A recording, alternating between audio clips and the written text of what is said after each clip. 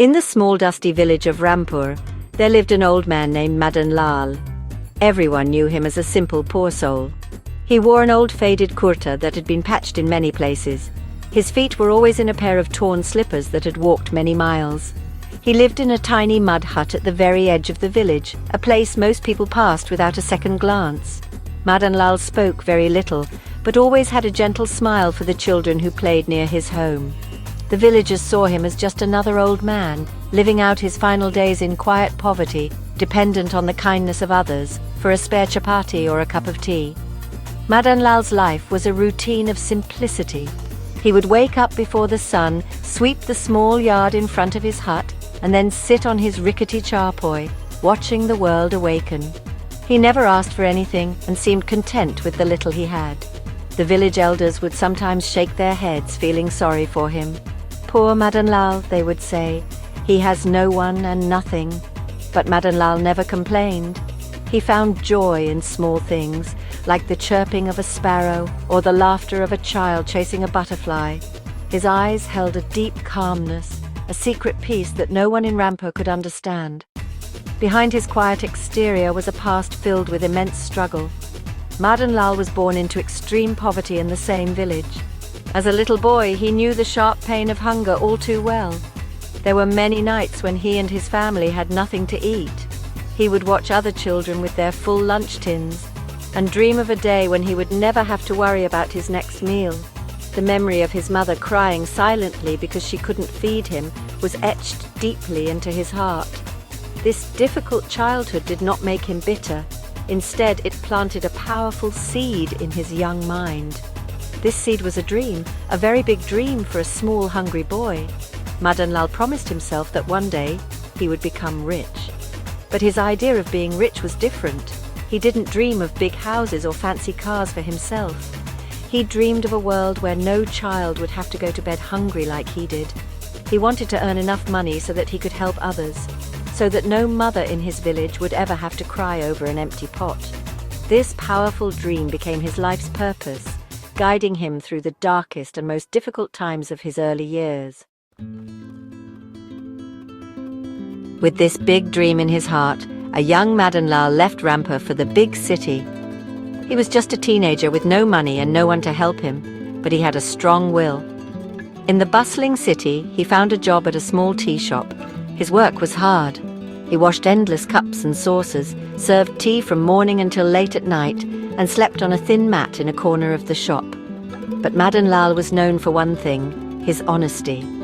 The shop owner, a kind man named Sethji, quickly noticed that Madan Lal never stole a single paisa and always worked with a sincere heart. Over the years, Madan Lal earned Sethji's complete trust. He was no longer just a helper. He became the manager of the shop.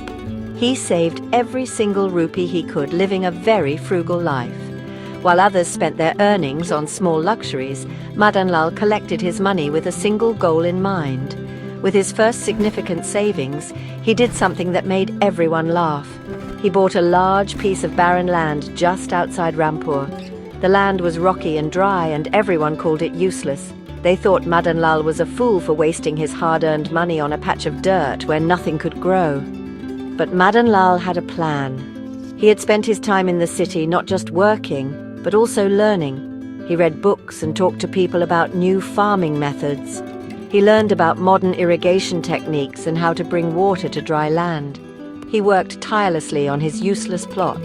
He dug channels and installed a simple but effective system to draw water from a distant stream. Slowly, miraculously, the barren land began to change. Green shoots appeared, and soon the rocky patch was transformed into a lush, fertile farm, yielding abundant crops year after year. His success, however, brought a new kind of trouble.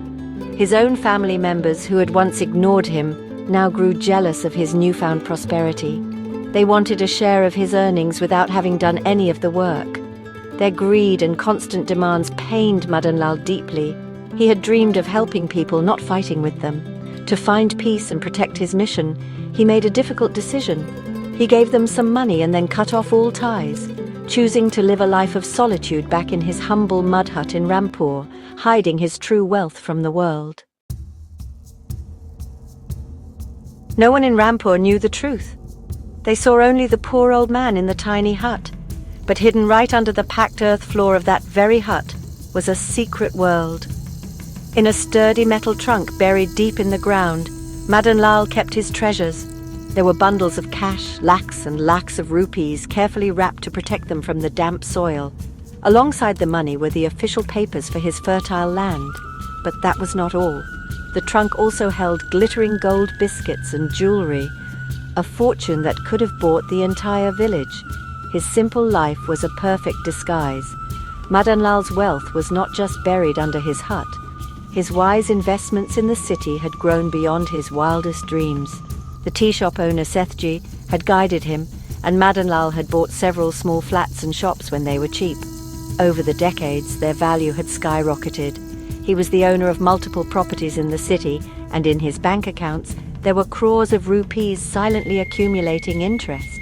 He was a multi-millionaire, yet he chose to live like the poorest man in his village. He wanted his wealth to serve a purpose, not to be shown off. His purpose was the children of Rampur.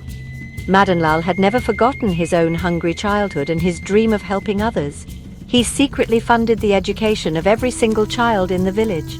Every year, a mysterious donation would arrive at the village school, paying for books, uniforms and fees. No one ever knew where the money came from.